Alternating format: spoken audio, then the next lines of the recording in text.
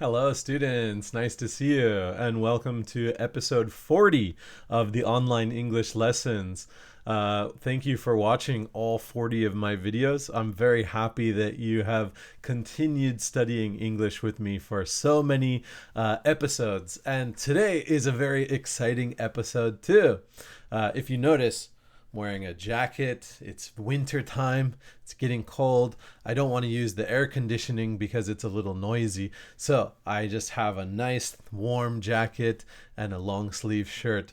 Anyway, today one of my students gave me a presentation. They told me something really interesting, and I wanted to share that topic with you guys. It's a kind of a suspenseful sort of spy, kind of like a thriller story, and I found it really interesting, and I wanted to talk about it with you guys. But first, let me ask you a question.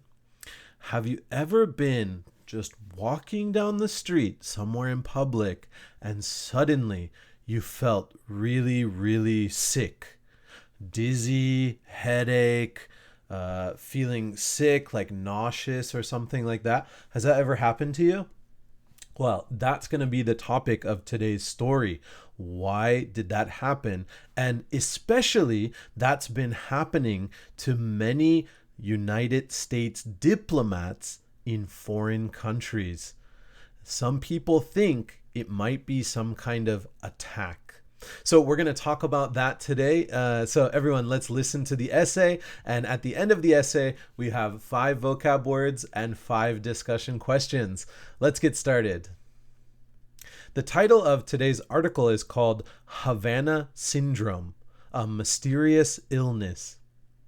Today, my student made a presentation on a topic that is a little strange and unbelievable, but I thought it sounded interesting and it created a lot of conversations among my coworkers. It's a mysterious illness called Havana Syndrome, which is only affecting United States diplomats and military people. The first case happened in 2016 in Cuba, in the city of Havana, while United States and Canadian embassy staff reported that they were experiencing health issues. Since then, more and more United States staff, military, and intelligence workers have experienced Havana Syndrome, and not only in Cuba, but other countries like China, France, and even in Washington, D.C. The symptoms of Havana Syndrome is hearing a sudden loud noise, pain in one or both ears, feelings of pressure or vibrations in the head, visual problems, vertigo, nausea, sleep trouble, fatigue, and dizziness. The United States government has called them unexplained health incidents. However, the CIA director has publicly called them attacks. It still remains a mystery, and the US government is still investigating the cause of these health issues. President Biden has signed a bill to promise to support the victims, which now total over 200 people, and to provide financial support for them. The CIA has continued its investigation as well. Some believe that the source of the attack is microwaves. Not microwave ovens in your kitchen, but a weapon used to send intense waves of frequencies at people to make them sick. In the past, microwave weapons were used to disrupt electronics. They were used to interrupt messages being sent by telegram, telephone, or radio. That technology might have evolved into something new, however. In one case, the CIA deputy chief of operations in Europe was on a trip to Russia to meet with his US ambassador.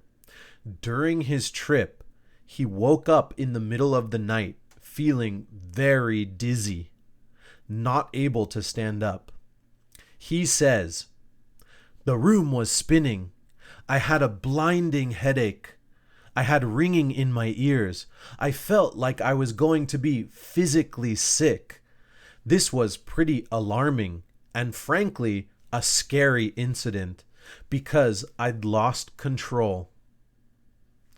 After he went back to the US, he was tested for all kinds of sicknesses, poisons, and attacks, but every test was inconclusive.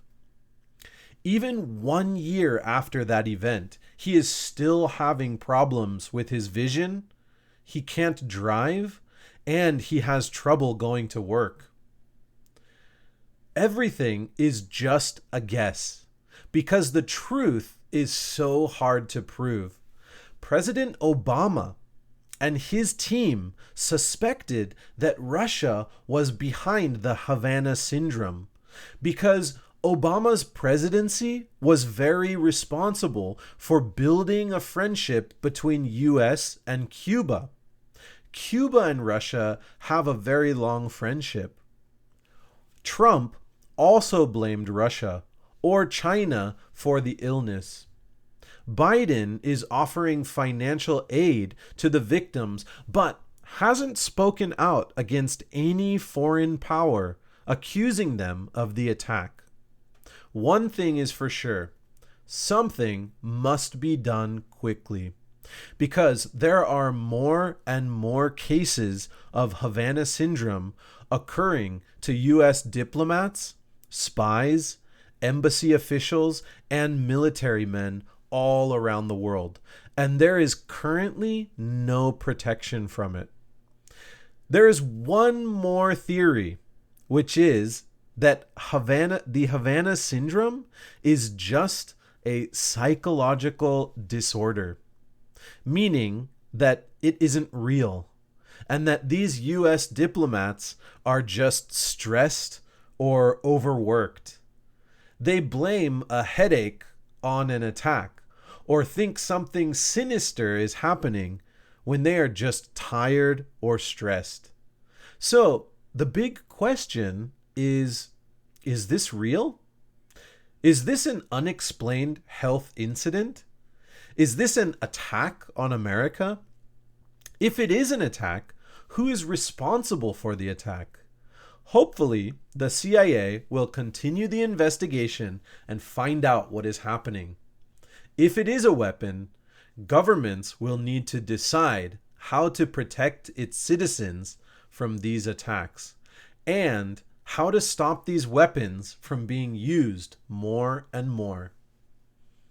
All right, thank you for listening. Let us quickly look at the vocabulary. There are 5 vocab questions, but I think I see a couple more vocab words that might be difficult to understand.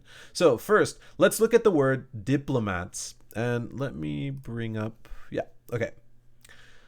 The word diplomats means an official representing a country abroad. So this means a government worker traveling to another country to do something there for work. So if an American is working at an embassy, they are a diplomat. Or if a political leader is traveling to, let's say, another country for a meeting, they are a diplomat. So diplomat just means an official representing a country abroad in a foreign country. The next word is vertigo. Vertigo is a sensation of whirling and loss of balance. Whirling means like spinning around and around. So like a lot of scuba divers experience vertigo. They don't remember which way is up or down. They feel loss of balance. The next word is frankly. In the sentence, we said, this was the quote from the diplomat. He said, This was pretty alarming and frankly a scary incident because I'd lost control. So frankly is used to emphasize the truth of a statement. It's kind of used to like build up the statement, like this is really really true. Sometimes people use it when they don't want to admit the truth. For example, he said, frankly, it was scary. Maybe he's the CIA deputy chief. He doesn't want to admit he was scared. He doesn't want to say he had a scary feeling. So that's why he used the words frankly. It means like, honestly, seriously, it was scary. So that's why people use frankly. All right, the next word is inconclusive, not leading to a firm conclusion or result. In our writing, it says that the CIA deputy chief of operations in Europe, he was tested. He was tested for all kinds of sicknesses, poisons, and attacks, but every test was inconclusive. This means like it didn't lead to any results. All the tests were negative. He was tested for food poisoning. Nope, it says negative. He was tested for some kind of, other kind of poison. Nope, negative, and so on. So they couldn't prove that he was attacked. Finally, the word psychological disorder. Disturbance in an individual's cognitive, emotion regulation, or behavior. Cognitive means like your ability to think, your thinking ability, basically your brain power. So again, one theory is that the Havana Syndrome is just a psychological disorder, meaning that it's not real. It's just that these US diplomats are very stressed, they're anxious, they're worried, and so their brain kind of tricks them into thinking they're having an attack. One other word that I want to look at is the word sinister. So in the final paragraph, it says, they blame a headache on an attack or think something sinister is happening when they are just tired or stressed. So sinister means something like evil, like an evil plan or an evil attack. That's sinister. So this means that the US diplomats think there's some kind of evil attack happening, but actually it's not an evil attack. It's just they're tired and stressed, so they think they are being attacked. Okay, let's go to the discussion questions. And there are 5 questions that I want to ask you guys. The first question says, what do you think about the Havana Syndrome? Which theory do you believe in? So we talked about several different ideas, or if it's an attack, yes or no, and so on. So which theory do you believe in? Do you think it's real or not real? Number 2, do you think there will be more cases of Havana Syndrome in the future? Why or why not? Number 3, when you're feeling ill, what do you do to make yourself feel better? Number 4, does this topic interest you? International politics, the Cold War, spies, and so on. And number 5, should there be new laws to restrict the development of new technology in weapons and warfare? All right, let's talk about those questions a little bit more. So for question number 4, what I'm asking you is, are you interested in these kind of spy thriller type stories? Have you ever read a book about spies, or are you interested in watching movies about spies and so on? I really like them. My favorite movie series, one of my favorite movie series is The Bourne Identity, and it's about an American spy who finds out a lot of information about different countries and tries to protect America. Also, number 5. So this sounds like a difficult question, but basically I'm asking like if there's a new weapon, like a new technology for weapon, do you think that governments should make a new law how to use this weapon or restricting the weapon and so on? We have laws about nuclear power. We have laws on warfare, the rules of war. So if there is a new technology in a weapon, should the government make a law for restricting or protecting that the people who use those weapons? I want to know your opinion. And I'll answer one question. My question is number 3. And I've probably talked about this before, but okay. Question number 3 says, when you're feeling ill, what do you do to make yourself feel better? And okay, so when I was young in America and I felt sick, meaning like nauseous, like I felt I was going to be physically sick, I was in bed with a fever or a headache, my mother always gave me some like mineral water, some sparkling water, tansansui, because she said the bubbles in the tansansui, they help your stomach, they help calm down your stomach. And she also gave me like some crackers, some salty crackers, because she said if you don't eat, your body doesn't get energy. So salty crackers are very easy to eat. So please eat them and drink the tansansui, and your stomach, the bubbles will make your stomach get bigger, and then it'll calm your stomach down. I heard that in Japan, when children are feeling sick, their mothers make them eat miso soup. Is that true? When you guys were sick, what did you eat?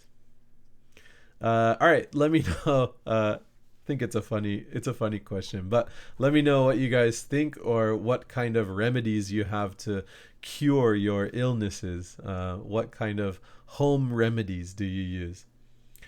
All right, that's all for today's lesson. Thank you so much for listening to the Havana Syndrome story. And I hope you guys thought it was exciting and it creates some interesting conversations. I'll see you guys next week. And thank you so much for watching episode 40. I'll see you guys for episode 41. Goodbye.